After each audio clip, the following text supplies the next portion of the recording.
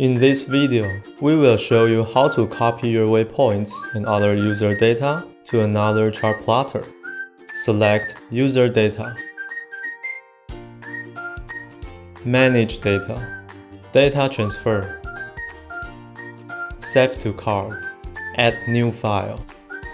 Enter a file name and press Select. Eject the SD card. Insert it into the other chart plotter.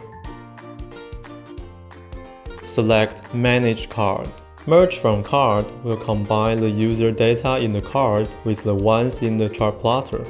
Replace from card will replace the user data in the chart plotter with the ones in the card. Let's choose Merge from card.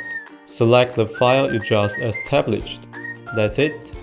If you want to back up your user data, you can copy this file to your computer. Thank you for watching.